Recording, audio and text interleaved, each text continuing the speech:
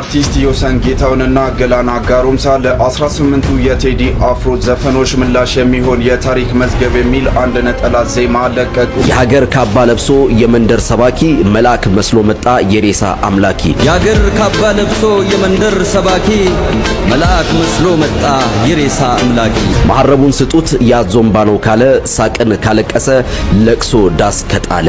ያለቀጥ ዝምታ ለበግም አልበጃት 12 ሆና አንድ ነብር ፈጃት። ብንሰርክም ባንሰርክም እንኳን ክርስቲያን ነው መሬት እንኳን ኦርቶዶክስ ሆነ። ሰላም ጤና ይስጥልን ውድ የቃል ሚዲያ ቤተሰቦች እንደምን ቆያችሁ? እግዚአብሔር ሰላም ከሁላችን ጋር ይሁን እያልን ወቅታዊና አዳዲስ መረጃዎችን ይዘን መጥተናል። ቪዲዮውን ከመጀመራችሁ በፊት ላይክ በማድረግ ጀምሮ እንዲሁም ሐሳብ አስተያየታችሁን የኮሜንት ሴክሽን ላይ ያስቀምጡልን። ቀጥታ ወደ ቪዲዮ እናልፋለን። ሰብስክራይብ ለምንድን ነው የማታደርጉት? ድምፃውያኑ ለቴዲ አፍሮ ጠንካራ ምላሽ ሰጥተዋል። የኦሮምኛ ሙዚቃ ድምፃውያኑ ገላና ጋሩምሳና ዮሳን ጌታሁን ጋልሜ ሴና በሚል ርዕስ ትናንት አርብ ሌሊት ለቴዲ አፍሮ ኢቶሪካ አልበም ያዞምባና ዳስጣ ለተሰኙት ዜማዎች ቀጥተኛ ምላሽ ሰጥተዋል። መሐረቡን ስጡት ያዞምባ ነው ካለ ሳቅን ካለቀሰ ለቅሶ ዳስ ከጣለ። የሀገር ካባ ለብሶ የመንደር ሰባኪ መልአክ መስሎ መጣ የሬሳ አምላኪ። ይከፈት መዝገቡ ታሪካችን ይታይ ሀገር ማን ገነባ ማን ነውና ገዳይ። መሐረቡን ስጡት ያዞምባ አይደል ካለ ሳቅን ላለቀሰ ለቅሶ ዳስ ለጣለ። ድምፃውያኑ በስራቸው ውስጥ የታሪክ መዝገብ ተከፍቶ እውነተኛው ታሪክ እንዲታይ የጠየቁ ሲሆን ባንዳ ሀገር ሲሸጥ ባልቻ በጎራዴ በሚል ስንኝም የጀግናና የነጋዴ ልዩነት እንዲታወቅ መልእክት አስተላልፈዋል። በተጨማሪም እኛ ያቀናናት ገና ታብባለች ጨፍላቂዋ ሀገር እውነትም ሞታለች የሚሉት ስንኞች የቴዲ አፍሮን አልበም ተከትሎ የተቀሰቀሰውን የሐሳብ ሙግት ይበልጥ እንዲፋፋም አድርገውታል። ለቴዲ አፍሮ በኦሮምኛና በአማርኛ ቋንቋዎች የተሰናዳው ስራ በተለይ በአማርኛ የግጥም ስንኝ ውስጥ የተካተቱ መልእክቶች በቴዲ አፍሮ የአዞ እንባና ዳስጣል የተሰኙ ዜማዎች ላይ ምላሽ የሰጠ ሆኗል። በዘፈን ውስጥም የተካተቱ ግጥሞች ከፊሉን እንደሚከተሉ ይነበባሉ። አንድነት ይለኛል እጅና ጡት ቆርጦ ታሪክ ትመሰክራለች ሀገርን የሸጠን። መሐረቡን ስጡት የአዞ እንባ ነው ካለ ሳቅን ካለቀሰ ለቅሶ ዳስ ከጣለ። የሀገር ካባ ለብሶ የመንደር ሰባኪ መልአክ መስሎ መጣ የሬሳ አምላኪ። ይከፈት መዝገቡ ታሪካችን ይታይ ሀገር ማን ገነባ ማን ነውና ገዳይ። ድምፃውያኑ በስራቸው ውስጥ የታሪክ መዝገብ ተከፍቶ እውነተኛ ታሪክ እንዲታይ የጠየቁ ሲሆን ባንዳ ሀገር ሲሸጥ ባልቻ በጎራዴ በሚል ስንኝ ውስጥም የጀግናና የነጋዴ ልዩነት እንዲታወቅም መልእክት አስተላልፈዋል። በተጨማሪም እኛ ያቀናናት ገና ታብባለች ጨፍላቂዋ ሀገር እውነትም ሞታለች የሚሉት ደግሞ የቴዲ አፍሮን አልበም ተከትሎ የተቀሰቀሰውን የሐሳብ ሙግት ይበልጥ እንዲፋፋምም አድርጎታል። ይህ የሁለቱ ድምፃውያን ስራ ከተለቀቀ ጥቂት ሰዓታት ውስጥም በማህበራዊ ሚዲያ ላይ ሰፊ የሐሳብ ልዩነትና ክርክር የፈጠረ ሲሆን የጥበብ ሰዎች በሀገራዊና ታሪካዊ ጉዳዮች ላይ በዜማና በግጥም የሚያደርጉት የሐሳብ ፍጭት የብዙሃንን ትኩረትም ስቧል። አህያ ራሷን አህያ ካላሏት ፈረስ የሆነች ይመስላታል ሲል ገላና ጋሩምሳ ገልጿል። በትናንትና ምሽት ላይ እንግዲህ ገላና ጋሩምሳ ለተከታዮቹ አዲስ ጠንከር ያለ መልእክትን አስተላልፎ ነበር። አህያ ራሷን አህያ ካላሏት ፈረስ የሆነች ይመስላታል እየመጣ ነው የሚል መልእክቱን አስተላልፎ ነበር። ያለቀጥ ዝምታ ለበግም አልበጃት 12 ሆና አንድ ነብር ፈጃት ይላሉ እና ምክንያቱም በፖለቲካ ህይወት ቤተመንግስት ያሉት ፖለቲከኞቹ ናቸው። ኖ ኩዌስችን።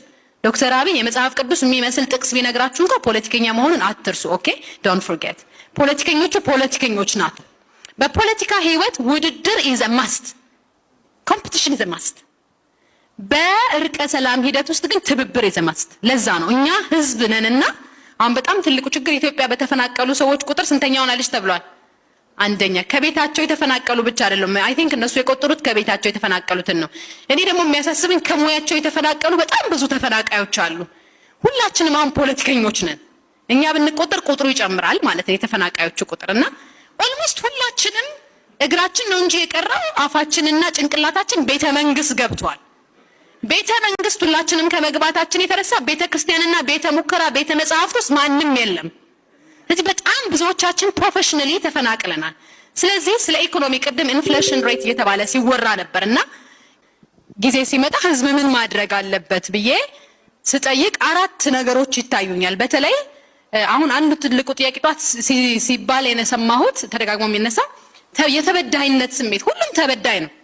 የበደል ብዛት በደል መስማት የሚገል ቢሆን እሳቸው ይሞቱ ነበር። ሐኪሙ ተበድሏል፣ ወታደሩ ተበድሏል፣ ያንዳንዱ ብሔር ተበድሏል። በቃ ሁሉም ተበዳይ ነውና በደሉን ማቅለል አያስፈልግም። የተበዳይነት ስሜት አለ። የተበዳይነት ስሜት እያለ ማን ከማን ተጣልቶ ነው እርቅ የሚያስፈልገው የሚል ጥያቄ የሚያነሱ ሰዎች አሉና ሁላችንም የተበዳይነት ስሜት ይሰማናል። እኔም ባገኛቸው እኛ እኮ አካል ጉዳተኞች እንዲህ ሳይደረግልን ምናምን ብዬ ማልቀስ አይቀርም። ሌላውም ደግሞ ይመጣና እኛ እኮ ነዳጅ ተወዶብን ብሎ የሚያለቅስ ሌላ ይኖራል። ሌላው ደግሞ ጫማ እኮ እኛ ተወዶብን ብሎ የሚያለቅስ ይኖራል። ስለዚህ የተበዳይነት ስሜት ኢንቪዚቢሊቲ ፔይን አለ በጣም ብዙ ሰዎች ጋር። ስለዚህ ይሄንን እንዴት ነው ማከም የሚቻለው የሚለውን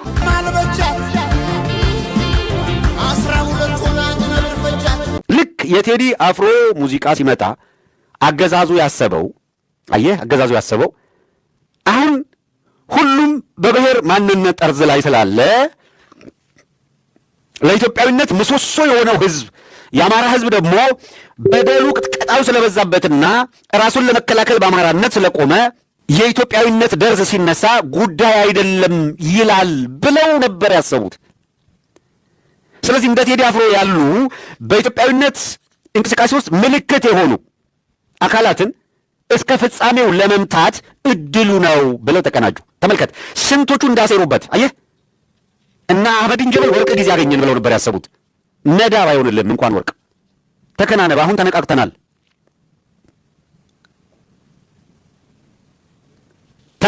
ማንን የት መቼ አድብተው መምታት እንደሚፈልጉ አናስነካችሁ።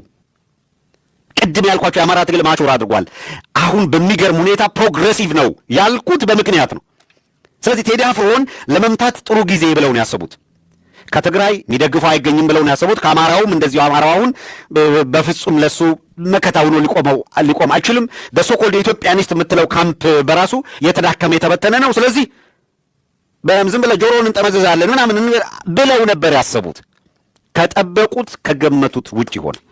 እንዲያውም መጀመሪያ ላይ የታችሁ ከሆነ ካድሮች እኮ ቴዲ አፍሮ ጀግና ነው፣ ግን ከአማራው በኩል ያዩት ሪስፖንስ፣ ከአማራ ኤሊት በኩል ያዩት ሪስፖንስ ድጋፍ ሆነ። ደነገጡ። የተወሰኑ እኮ አሉ እኮ የተወሰኑ በሁለት መንገድ፣ አንድ ይህን እንደዚህ ያለውን ፖለቲካ ሶፊስቲኬሽኑን የማይረዱ በፍጹም የማይረዱ እንደዚህ ያለ የነ ቴዲ አፍሮ አይነት ትግል ተረኛውን አከርካሪ የሚመታ አንተ ለምታስበው ጠንካራ የማንነት ግንባታ ላይ እንኳን እሰራለሁ እስከ ፍጻሜው ለምታስብ እንኳን በጠላትነት ልታዩና ልታሳድደው የሚገባ አይደለም። በማናቸው መንገድ አንተ አያቶቼ ቅድመ አያቶቼ አገር የምትላትን የሚኒሊክን አገር እንድትጸና የሚታገልን ሰው እንዴት አድርገህ ጠላት ሆነ ከዛ ትቆማለህ? የአማራን ትግል አየህ በጠላትነት ይቆማል ብለው በሆነ መንገድ አስበው ነበረ። ከጠበቁት ውጪ ሆነ። ከጠበቁት ውጪ የባንዲራው ጉዳይ የሀገሩ ጉዳይ ህመሙን እየታመመ መቼ ተቆረቆረ? ቴዲ ለኛ ምን ብሎ ያውቅ ነበረ? ነአት ያለው ለማን ነው? ለምንድን ነው የምንረሳው? በግፈኞች እልፍኝ አልገኝም እምቢ ያለው ማን ነው? ኧረ ሌላውን አውጥቶ ባይዘፍነው በግፈኞች እልፍኝ አለመገኘቱ ብቻውን ያለውን ዋጋ መዝነ ለማክበር ከበቂ በላይ ነው። በየቀኑ እየወጣ እንደኛ ሚዲያው ላይ እንዳለ ነው አክቲቪስት እንዲሆን አትጠብቅ። አብይ አህመድ ትግራይ ጦር አዝምቶ በለው ሲል አክሱም ላይ ስትተኩስ ደብረ ዳሞን ስትመታማ አልተባበርህም። የትግራይ ህዝብን እንደ ህዝብ የሚያጠፋ ፕሮጀክት ውስጥ ስትገባማ እሺ አልልህም። በ17 መርፌ በጠቀመው ቁምጣ ብዬ የተቸውት ይህን ክፉ ዘመን የሚያመጣ ስርዓት የተከለውን ቡድን እንጂ እንደ ህዝብማ የህዝቡማ ወዳጅ እንጂ ጠላት አይደለሁም። የወል የጋራ ታሪክ ያለን በጋራ የተጋመርን የተሰራነን ብሎ የሚያምንበትን ጥልቅ እምነቱን በጥልቅ ስንኞች ገልጦ መጣ እና ተሳተፍ ቢሉት ጦርነት ቀስቀስ ቢሉት እምቢ አላቸው። የአማራን ህዝብ ደም እያፈሰሱ አባይን ገድበናልና ልናስመርቅ ነው እና አሉት። ሲጀመር አባይን በመገደብ ረገድ መለስ ዜናዊ እንጂ አብይ አህመድ ምን ቤት ነህ? ኢንጂነር ስመኘው እንጂ ሽመልስ አብዲሳ ምንድን ነህ? በዚህ እልፍኝ ደግሞ አልታደምም። ጥርስ ነከሱ። አርቲስት ማዲንጎ አፈወርቅ ቀረፈ። ያንን ታከው የሆነች ነገር አድርገው ሊያቀባብጡ ፈለጉ። የለም ማዲንጎ የምወደው አርቲስት ነው። እናንተ የፖለቲካ ድቤ ስትመቱ ግን እስክስታ አልመታም እምቢ ብሎ ቀረ። ይሄ ከበቂ በላይ ነው። ከበቂ በላይ አመፀኛ ጉልበተኛ በህግ አምላክ ቁም ሲባል እምቢ ብሎ ሲሄድ በዚች ባንዲራ አምላክ ሲባል ሊራመድ የነበረውን እግሩን አቁሞ በአየር ላይ ቀጥ የምታደርገው ይቺ ባንዲራ ወድቃ ነበር። አንሳት አለ ቴዲ። ይችን የወደቀችን ባንዲራ አንሳት። እንኳን ሰው ውሃን የምታቆም ባንዲራን አንሳ ብሎሃል። ከዚህ በላይ ምን ትፈልጋለህ? ይህ ሊባኖስ ሚዲያ ነው። ሰብስክራይብ፣ ሼር፣ ላይክ አድርጉ። ላይክ አድርጉ። ላይክ አድርጉ። ላይክ አድርጉ። ላይክ ላይክ ላይክ ላይክ አድርጉ። ላይክ አድርጉ። ላይክ አድርጉ። ላይክ ደፋር፣ እውነተኛ እውነትን የያዘ ሰው ደፋር ነው። ቴዲ አፍሮ ዳስጣል ጀንበር ከዚህ የበለጠ ምን ትፈልጋለህ? መሃል ነበርክ፣ አሁን ዳር ወጣ። 12 አንድ ነብር በላህ። እየተጋፋህ እየተበላህ ነው። እየተማማክ እየተበላህ ነው። ከዚህ በለጠ ምን ትፈልጋለህ? ያለህበት ሰቆቃ፣ ያለህበት መከራ፣ ያለህበት ሁኔታ ምንን ያሳያል? ከዚህ በለጠ ምን እንዴት ይነገርህ? ቴዲ አፍሮ ራሱን መስዋዕት አድርጎ ለኢትዮጵያ ላንተ ዘምሮልሃል፣ ተናግሮልሃል። ዘፈን አንለውም። እኔ ይሄ ዘፈን አይደለም፣ መልእክት ነው፣ ቅኔ ነው። መልእክት ነው፣ ቅኔ ነው። ዘፈን አይደለም፣ ዘፈን አይደለም፣ ዘፈን አይደለም። እናንተ እመኑኝ፣ ዘፈን አይደለም። ዳስጣል አገር ከሌለ የት ሄደህ ነው የምታለቅሰው? አገር ከፈረሰ የት ሄደህ? የሚያምረው እኮ በሀገር ነው። አንተ ስትታሰር የሚያምረው በሀገር፣ ስትዳኝ በሀገር፣ ስታለቅስ በሀገር፣ ስትዘፍን በሀገር፣ በሀገርህ እኮ ነው የሚያምነው። አንተ ሀገር ላይ እኮ ሁሉን የሚችል ነው። በሀገርህ ነው እኮ ሁሉ ደስ የሚል። ብትራብ በሀገርህ፣ ብትጠማ በሀገርህ፣ ብትጠግብ በሀገርህ፣ አየሩ፣ ንፋሱ፣ ሁሉ ነገር ምግብ ይሆናል በሀገርህ። ነፃነት ራሱ ምግብ ነው በሀገር። ሀገር ከሌለስ ቁጭ ብለህ እኮ ለማልቀስ ጊዜ የለህ፣ ቦታ የለህም። ቁጭ ብለህ እንኳን ለመደሰት እንኳን ሰላም እንትን ለማለት ይቅርና መከራ ደርሶብህ፣ ሀዘን ደርሶብህ ቁጭ ብለህ እንኳን ለማልቀስ አትችልም ሀገር ከሌለህ። ቀና ብለህም እንድትሄድ አትችልም ሀገር ከሌለህ። ስለዚህ ሀገርህ እየፈረሰች ያለችው ሰው አጣን፣ ሰው የለም ስንለው ቴዲ ራሱን መስዋዕት አድርጎ አንሳት፣ ዳስጣል። አገርህ እየፈረሰች ነው አለ። ከዚህ የበለጠ ምን ትፈልጋለህ? እየተሟሟቅ ያለህበትን ሁኔታ ታውቃለህ። እናንተ እኔ አለቀስኩ፣ በእውነት ነው የምላችሁ። ይሄ ዳስጣል የሚለውን ስሰማ እንባዬ በአራት ማዕዘን የፈሰሰ። ልክ እናቴ ትዝ ነው ያለ። እናት እኮ ናት አንተ ሀገርህ እናትህ ናት። እናትህ ወደቀች እኮ አለ። እናትህ የወደቀችውን እናትን አንሳት።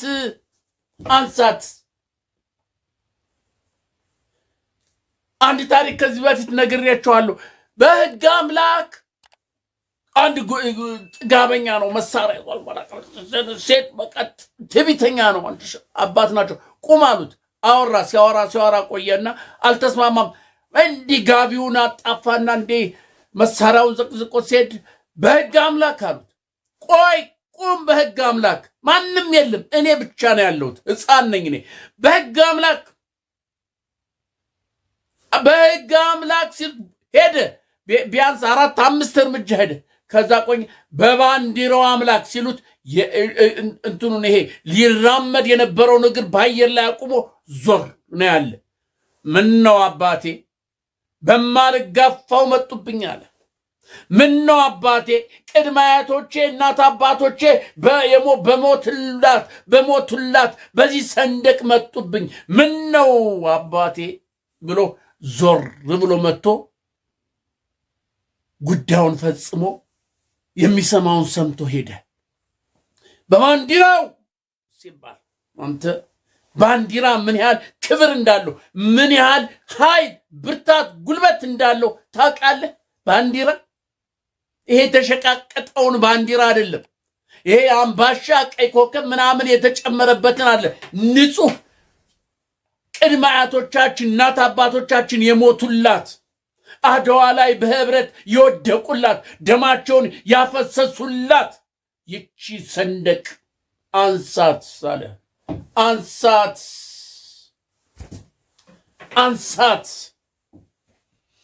እየተሟሟክ እርስ በርስ እየተያየ ከመካከል እየተወሰደ ስትበላ መሃል የነበር እየተገፋህ እየወጣህ እኮ ነው አንተ። የኦሮመኛ ዘፈን አንተ ትርጉሙን ስለማታውቀው ነው እንጂ በሎንቺና በአውቶቡስ እንኳን በእንትን በዚህ በሃይዙዙ በጭነት በገልባጭ መኪና እያሳፈርክ አውጣው።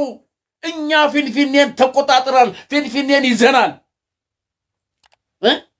የአዲስ አበባ ነዋሪ ህዝብ አስወጣው በጭነት መኪና እየጫንክ እኮ ነው የሚለው ዘፈኑ። ታውቃለህ ወይ? ስለዚህ ዘፈን ሰምተህ ታውቃለህ? ግጥሙን ቅኔውን ሰምተህ ታውቃለህ ወይ?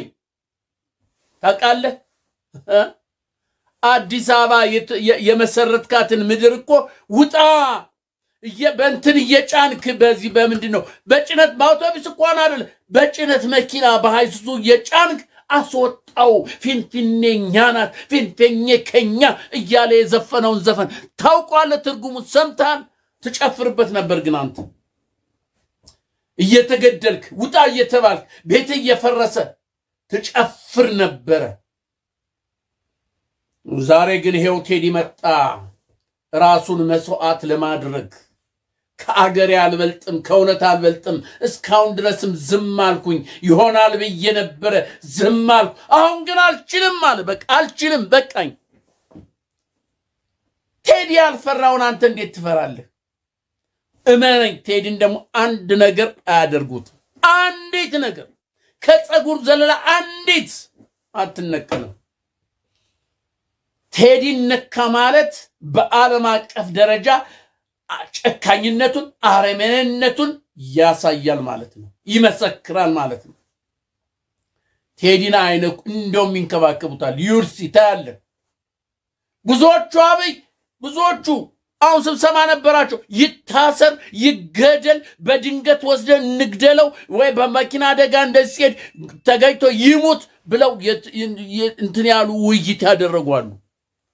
በቃ ውይይት ተደረገ ወይ ምክንያት ፈጥረን እስር ቤት እንወሩረው እንደነ ዮሐንስ ባሊዮ እንደነ መስከረም እንደነ ማናቸው ምን ወስደን እንክተተው ምክንያት እንፈልግ። ውይይት ላይ ነበሩ።